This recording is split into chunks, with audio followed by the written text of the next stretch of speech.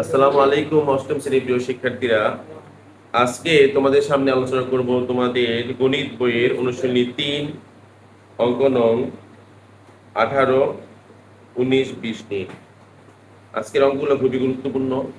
অঙ্ক করার আগে অবশ্যই প্রশ্নগুলো খুব ভালোভাবে বুঝবা, তারপর অঙ্কটা শুরু করবা।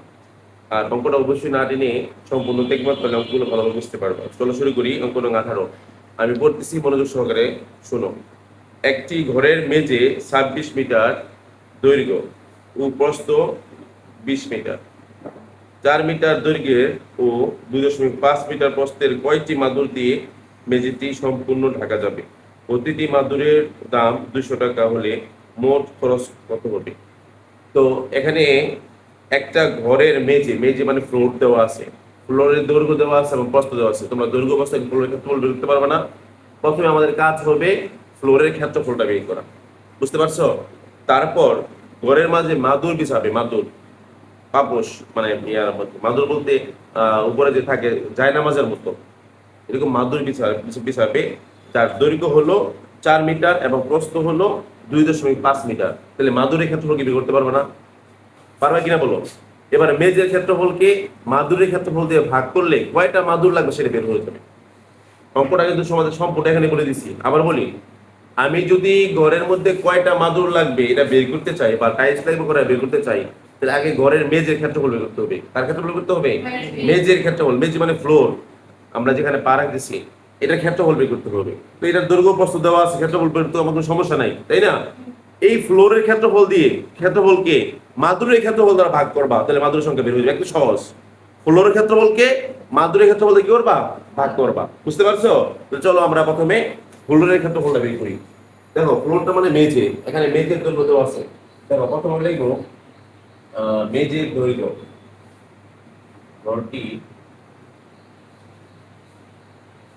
ঘরটি মেঝের দৈর্ঘ্য। মেঝের দৈর্ঘ্য কত বলো তো? হ্যাঁ, প্রশ্ন করার সাথে উত্তর দিবা। মেঝের দৈর্ঘ্য কয় মিটার? 26 মিটার। একদম মনোযোগ দিয়ে দেখো, অঙ্কটা বুঝো কিনা। আমার মনে হয় না যে অঙ্ক তোমাদের বুঝতে কোনো সমস্যা হবে। মেঝের দৈর্ঘ্য পাইছি আমরা, মেঝের প্রস্থ বের করবো। বলো তো মেঝের প্রস্থটা কত? মেঝের প্রস্থ হলো 20 মিটার।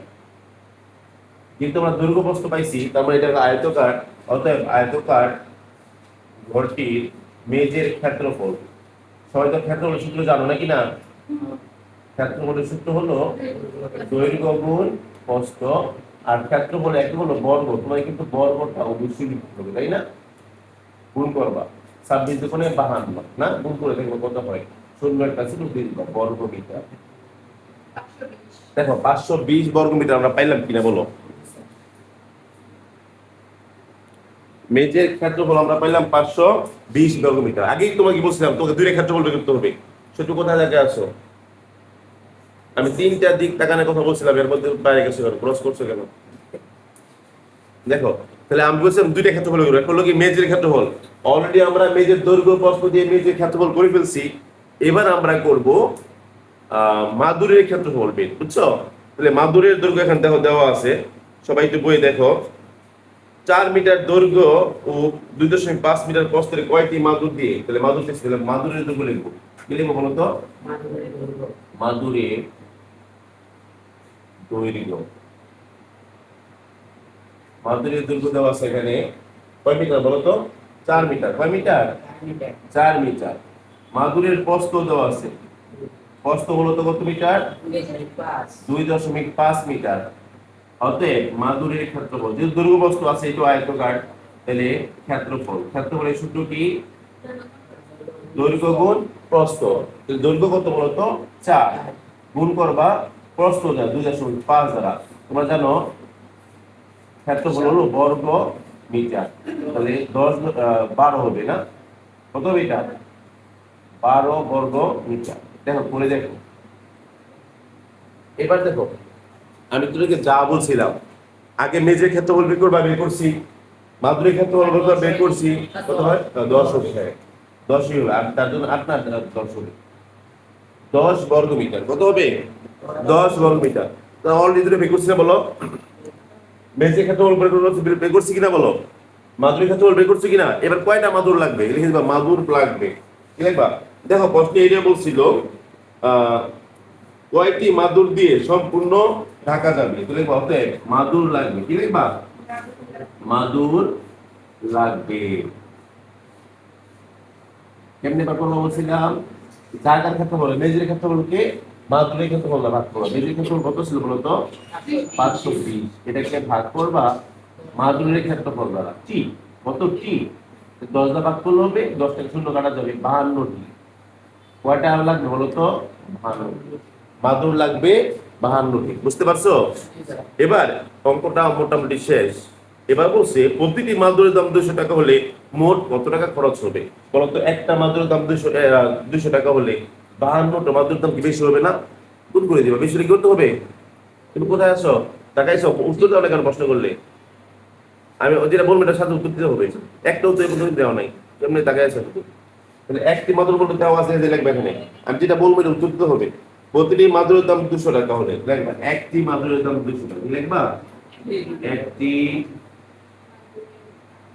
মাদুরের দাম কয় টাকা? 200 টাকা। বলতো মাদুর কয়টা লাগে? হবে 52টি মাদুরের দাম। 52টি মাদুরের দাম। একটা দাম 200 হলে 52টা বেশি হবে, তাই না? আর মনে হয় এক উপরে হলে গুণ করতে পারে। 200 গুণ 52 টাকা। 52 যখন কত? 104 আর 2 শূন্য দিবা, 10,400 টাকা লাগবে। দেখো বুঝছো কিনা? অঙ্কটা এখানে শেষ। অঙ্ক কি শেষ? এবার লাস্টের লাইনে রেখে দিবা। লাস্টের লাইনটা হচ্ছে কি ছিল? 200টি মাদুরের দাম 100, প্রতিটি মাদুরের 200 টাকা হলে মোট খরচ কত হবে? অতএব মোট খরচ হবে, অতএব মোট খরচ হবে 10,400 টাকা। 10,400 টাকা। অঙ্কটা আমি আরেকবার বলি, মনে শোনো। কোন ঘরের মধ্যে যদি টাইলসের সংখ্যা কত, মাদুরের সংখ্যা কত, ইটের সংখ্যা কত, এগুলো বের করতে বলে আমরা দুইটা ক্ষেত্রফল বের করবো। কয়টা ক্ষেত্রফল বের করবো? প্রথমে আমরা যে জায়গার মধ্যে মাদুর, ইট বা টাইলস লাগবো ওই জায়গার ক্ষেত্রফল।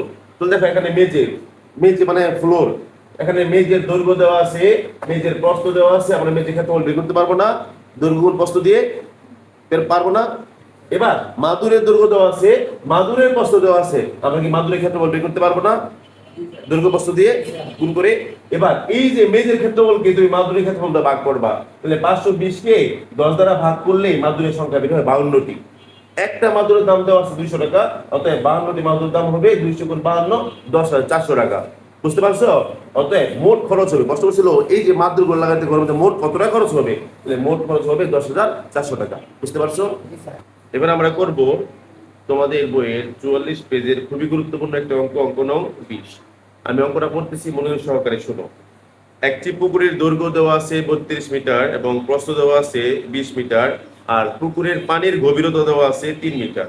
তাহলে একটি পানির মোটর দ্বারা যদি আমরা এই পানিগুলো সেচতে চাই, তাহলে প্রতি সেকেন্ডে আমরা 16.1 ঘনমিটার পানি সেচতে পারি। তাহলে পুকুরটা পানি শূন্য করতে, মানে সবগুলো পানি ফেলে দিতে কতক্ষণ সময় লাগবে?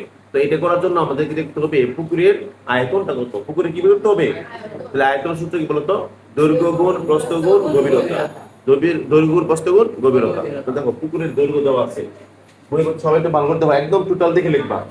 দেখো এই যে পুকুরের দৈর্ঘ্য 32 মিটার, তোমরা লিখো পুকুরের দৈর্ঘ্য 32 মিটার, পুকুরের প্রস্থ 20 মিটার, পুকুরের প্রস্থ 20 মিটার, অতএব পুকুরের পানির গভীরতা 3 মিটার। তাহলে আমরা জানি কি আয়তন, পুকুরের আয়তন কি বলতে? পুকুরের আয়তন, অতএব পুকুরের আয়তন। তোমরা সবাই আয়তনের সূত্র পারো, যারা পাও না মুখস্থ করে নিবা। আয়তনের সূত্র কি? দৈর্ঘ্য গুণ প্রস্থ গুণ গভীরতা। দৈর্ঘ্য দেওয়া আছে, দৈর্ঘ্য কত? 32 মিটার, প্রস্থ কত? 20 মিটার, গভীরতা কত? 3 মিটার, আর ঘনমিটার লিখতে হবে। আয়তনটা লিখতে হবে কি বলতো? ঘনমিটার। সবগুলা গুণ করো, দেখো গুণ করলে কত হয়।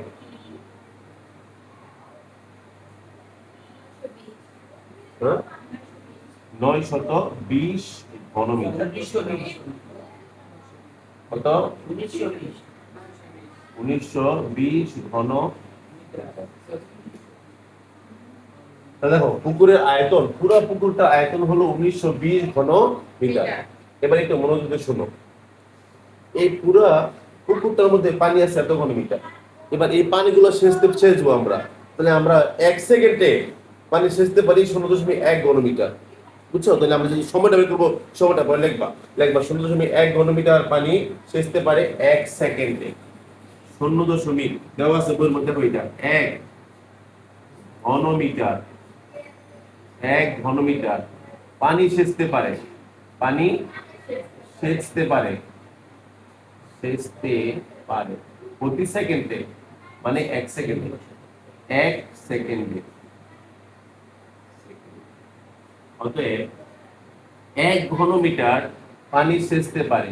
তোমরা ধরো 1 মিটারে ভাগ করতে হয়, এই যে এই 1 হবে উপরে আর 1 কে ভাগ করবা 0.1 দ্বারা সেকেন্ডে।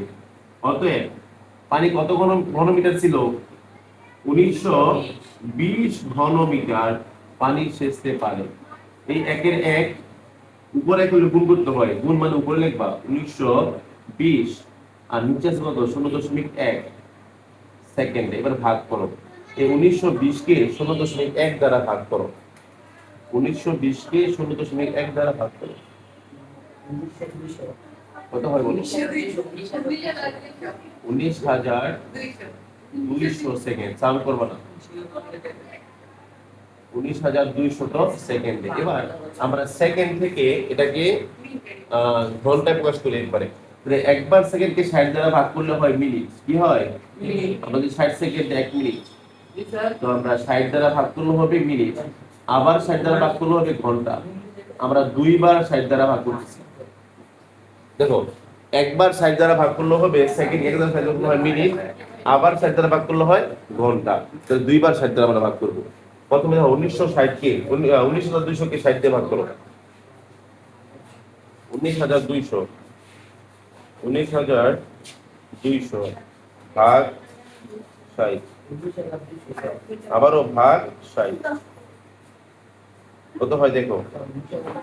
5.33, 5.33, 5.33 ঘন্টা প্রায়, ঘন্টা প্রায়। এই অঙ্কটা আমি আরো একবার বলি, একেবারেই সহজ একটা অঙ্ক ছিল কামরুল। আমি আরেকবার বলতেছি, সব কি হিসাব ঠিক আছে কিনা তোমাদের বলো তো?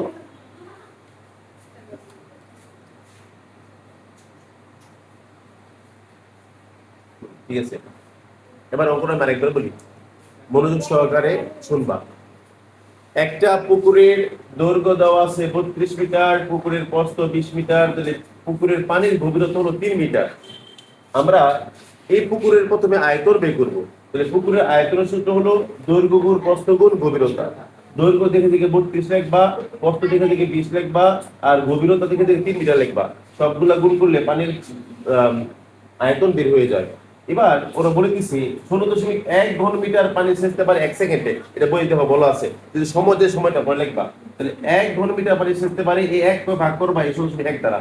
অতএব পুরো পুকুরে পানি আছে 19.20 ঘনমিটার, 19.20 ঘনমিটার পানি সেচতে পারে। তো এই 19.20 উপরে লিখবা, এই 0.1 দ্বারা ভাগ করবা, ভাগ করলে হয় 19,200 সেকেন্ডে। এবার সেকেন্ড থেকে আমরা যে ঘন্টা মিনিট বানাই, প্রথমে মিনিট বানাইলে 60 দ্বারা ভাগ করতে হইব, আবার ঘন্টা বানালে আরো 60 দ্বারা ভাগ করব, দুইবার 60 দ্বারা ভাগ করবা। তাহলে হয় 5.33 ঘন্টা। বুঝছো? আবার তুমি এটাকে 5 ঘন্টা 20 মিনিটও লিখতে পারো। বুঝছো?